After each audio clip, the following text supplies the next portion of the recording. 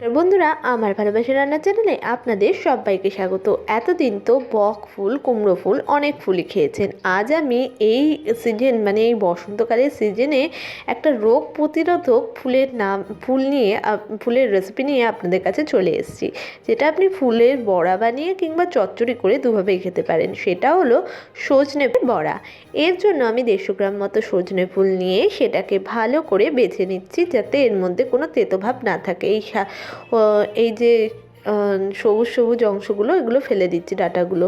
এরপর ওটাকে ধুয়ে ওর মধ্যে বেসন, হলুদের গুঁড়ো আর দিয়ে দিলাম পরিমাণ মতো কাঁচা লঙ্কা কুচি। এটা আপনি আপনার ঝালের পরিমাণ অনুযায়ী দেবেন। এর মধ্যে দিয়ে দিলাম একটু ফ্লেভারের জন্য লঙ্কার গুঁড়ো, এটাও আপনার ইচ্ছে অনুযায়ী দেবেন। এবার দিয়ে দিলাম মুচমুচে হওয়ার জন্য চালের গুঁড়ো, আর দিয়ে দিলাম আর একটু ফ্লেভারের জন্য কালো জিরে। এই সমস্ত ভাজাগুলোয় কালো জিরেটা না দিলে ফ্লেভারটা ঠিক আসে না। এরপর দিয়ে দিলাম পরিমাণ মতো নুন আর মিষ্টি, এটা আপনি আপনার পরিমাণ মতো দেবেন। এবার এর মধ্যে দিয়ে দিচ্ছি একটু পরিমাণ মতো সাদা তিল। এই জায়গায় আপনি পোস্তও দিতে পারেন, বাট আমার কাছে ছিল না, তাই সাদা তিল দিয়েছি। এবার সমস্তটাকে বিনা জলেই এইভাবে কষলে কষলে মেখে নিচ্ছি, কারণ এর মধ্যে নুন দেওয়া হয়েছে আর ফুলের একটা জল থাকে।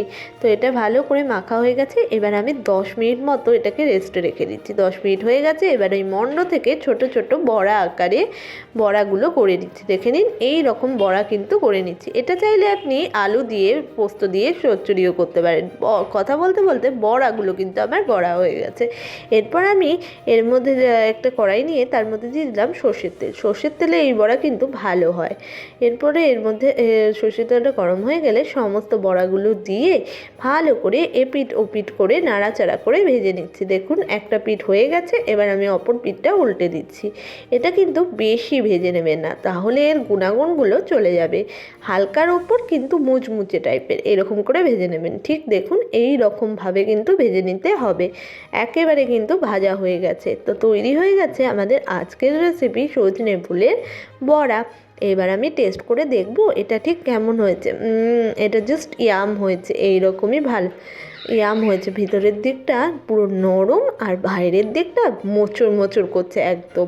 এই রকমই ভালো ভালো রেসিপি পেতে অবশ্যই আমাদের চ্যানেলটাকে সাবস্ক্রাইব করে পাশে থাকা বেল আইকনটাকে প্রেস করে দেবেন। থাকবেন, ভালো খাবেন, আর অনেক অনেক অনেক অনেক ফলো আর সাবস্ক্রাইব করবেন আমাদের।